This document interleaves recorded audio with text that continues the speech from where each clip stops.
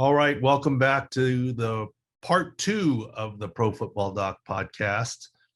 After our break there, part one was largely Carson Wentz analysis and giving you an idea of the flow of the league. And since that time, since we took the quick break, new news on Carson Wentz. He is undergoing surgery. We talked about it, but now it's being performed by a local specialist, Dr. Porter. I know Dr. Porter, nice guy, good guy. He's performing the surgery. And to me, what that means is they're really trying to speed up the timeline, get the surgery done. Like if you're flying to Green Bay to get the surgery, you got to get on the Packers doctor's books and schedules. I'm sure he'll try and accommodate, but that's still usually a number of days. As silly as it sounds, I talked about it is not that easy to get formal in-person opinions over the weekend. You got to fly. The doctor's office is closed. Are you going to his house? Is he going in the office special? Look, these multi-million-dollar athletes can get it done, but it is more of a hurdle over the weekend. And it seems like what the Colts are signaling, Carson Wentz is signaling, is they know week one is in jeopardy. So you better hurry up on the timeline there in terms of getting better and getting the surgery done. The excision surgery is pretty straightforward. So I'm sure that the Colts doctor, local doctor, will be fine.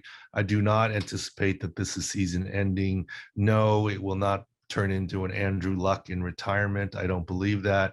And go back to the first part of the Pro Football Doc podcast to hear the rest of the thoughts. But I think he's back in October. When in October is the question. All right, let's keep moving on here. Look, I don't want to cover it too much. Delta variant.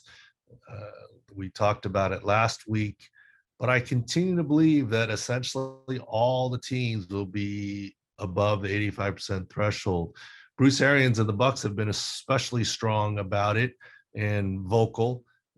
Close to 90% vaccinated by August 13th and close to 100% near the start of the season. I would be surprised if there was a team that wasn't vaccinated, more than one or two at most, but I think they all will be. Look, Ron Rivera, Mike Zimmer have come out very strongly about the vaccine and saying, just do it. And it's really for competitive advantage, but in Ron Rivera's case, you know, his personal health as well. And he, after his plea last week, I think has been encouraged with what his players are saying in taking the vaccine. I think everyone's going to get to the 85%. Will it prevent shutdowns? No, but I think everyone will get to the 85%. Continues to be my thought. Right, wrong, or different is a different story. Let's talk about, before we get to Dak Prescott, we talk about what happened to the Vikings. They lost a bunch of their quarterbacks, three of their quarterbacks. They only had one quarterback due to practicing, due to the contact tracing and COVID testing. Look, last week we talked about, I didn't think it was that big of a deal to wear those bands. I find not having the bands, I don't think it's a big deal to have them or to not have them. It's pretty obvious in the building who's vaccinated, because unless you're just wearing masks everywhere for fun, unless your access is you're restricting your own access out of pure caution, it's a different set of rules in the building for those who are and aren't vaccinated. So you don't need a wristband to see ultimately who is or isn't vaccinated. And to me, some of the Vikings quarterbacks are not, because otherwise they wouldn't have been pulled out due to close contacts. All right, let's continue on here. And by the way, thanks for this is actually my office, not the conference room / war room in the background here. Let's talk about Dak Prescott.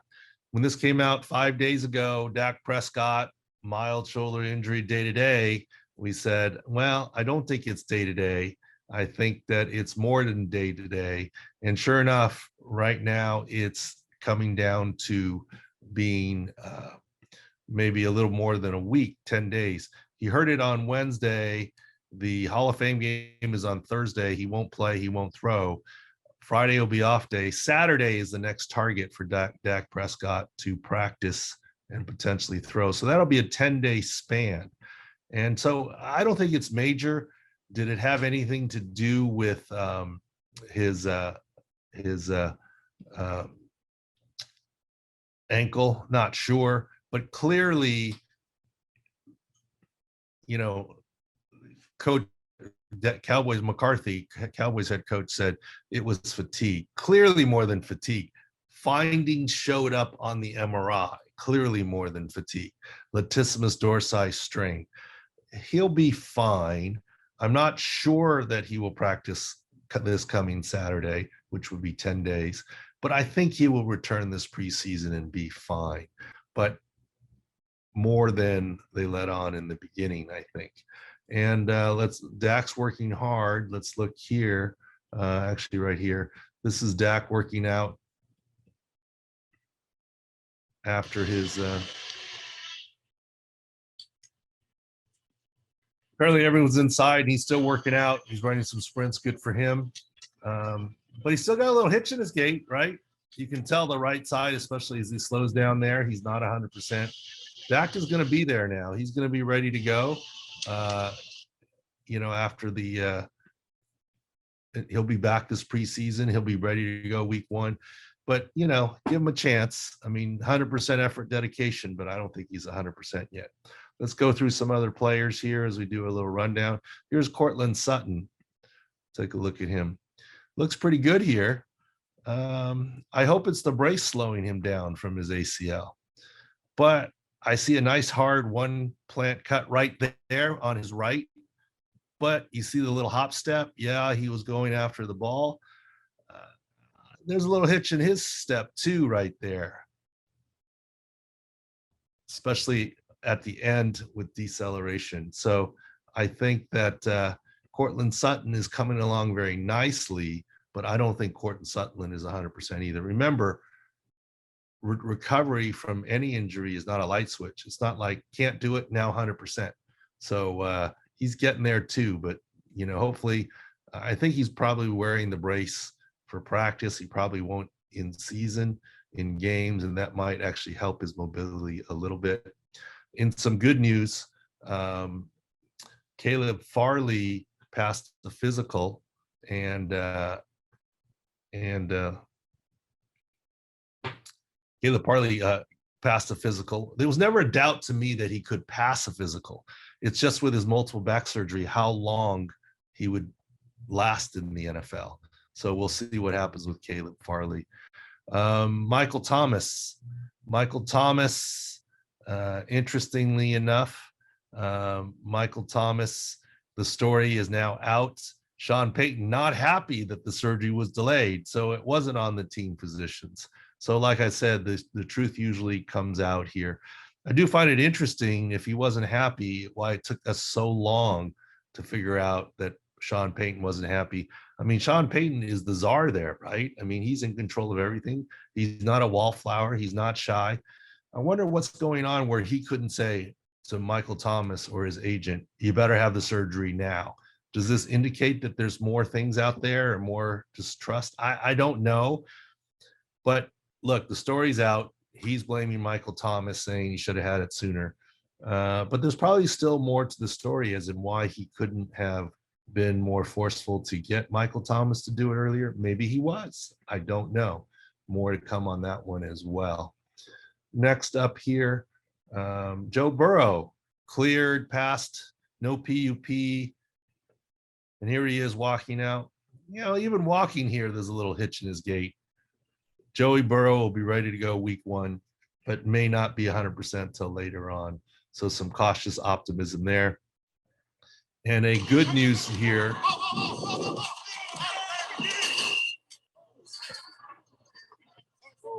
Michael Gallup apparently is fine after this injury here.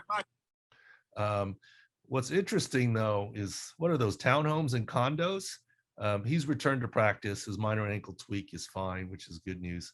But the Cowboys with the star and all their facilities, I just found it interesting. They're practicing on this high schoolish field with short fences, etc.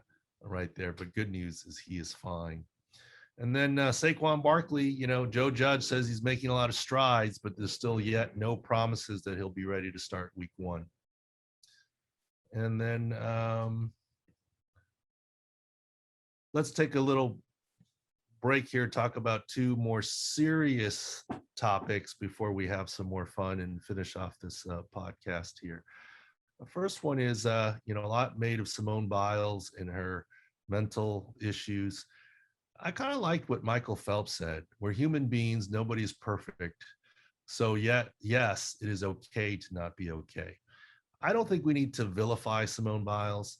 I don't think we need to make her a hero. Let's just say that she's a person that, did what she needed to do. And I kind of liked what Michael Phelps said about that. You guys have heard me on some mental health podcasts and awareness things, and mental health is a big deal. And I wish Simone Biles well, but let's not even judge her as villain or hero. Let's just let her be Simone and go from there. I also wanted to bring up Corey Stringer. This last week was the 20th anniversary of his death, and there definitely is lasting impact. Heat index, heat stroke, ice baths, they're all common and normal and should be as high school football season starts. So look, any place you play football, there should be ice tubs available, immediate cooling, wet bulb thermometers, heat index calculations made by athletic trainers. That's the legacy of Corey Stringer. And we can't have another kid, certainly NFL, certainly college, but even high school, junior high, football, non-football, really can't ever have that. So 20th anniversary, Corey Stringer there. And then let's move on to some fun things here, or some baseball before we get on to some fun.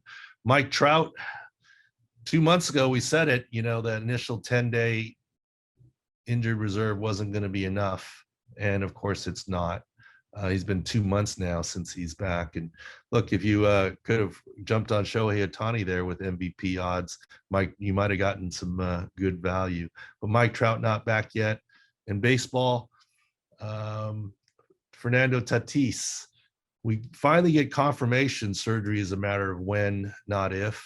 Kevin AC confirms that. And it happened again, a 5th time shoulder dislocation for Fernando Tatis, all different ways. The last time here, sliding into third base, feet first, slide into third base right here. Trying to avoid the tag, so outstretched left shoulder, and obviously dislocates his left shoulder again. Now, my whole thing here is look, it's a tough decision for the Padres and for Tatis. Look, if you didn't shut him down after the 3rd time, and you didn't shut him down after the 4th time, why are you shutting him down after the 5th time? I think they're going to continue to ride it out unless there's more damage on an MRI, unless the Padres are out of contention, or unless Tatis somehow changes his mind. Look, if you were a team owner of the Padres, superstar player, the Matrix, unbelievable, $340 million lifetime contract. If hypothetically there was a 1% chance of permanent damage, would you shut him down or would you let him keep going? I think you could take either side of this argument, and there's no correct answer except in retrospect. So hopefully they continue to do the right thing. He will have surgery in the offseason. He's playing very well when he has played, but it is what it is. So hopefully he will continue to make the right decision and do well. So let's talk about one other thing, and then we'll talk about the Dallas Cowboys bus story. One is blood flow restriction. Look it up. Olympians are using blood flow restriction. It's really blood flow modification. Click on my timeline or go to KAATSU, KAATSU, blood flow modification for recovery and training tool. I've believed in it for 10 years. A lot of Olympians are adopting it right now. All right, and let's go to where I promised that we talk about my mini experience on the Dallas Cowboys bus. Jane Slater said, "Well, I love Jerry. If fan yells, love your bus." He responds, what goes on the bus stays on the bus. That's one of the reasons I love Jerry. At a combine one time, at the combines in Indy, the bus is always there in my experience. And I did have one opportunity to go on the bus. We went from restaurant to restaurant with some people on the bus. Nothing bad happened on the bus, but it's a pretty nice bus. Not trying to tell on anyone who let me on the bus, etc. But it was a fun time. There wasn't anything crazy on it. Bunch of guys on the bus, but let me tell you, it's well equipped. That bus, very nice, and there are definitely some railings that you can hang on, right, and stand up, and railings that you can hang on in the back of that bus. That's all I'll say. We were mellow and didn't do a whole lot, but that's certainly a very nice bus. All right, let's finish off with the video of the week here, and avert your eyes. What happened here video, CrossFit athlete. Avert your eyes if you don't want to see it.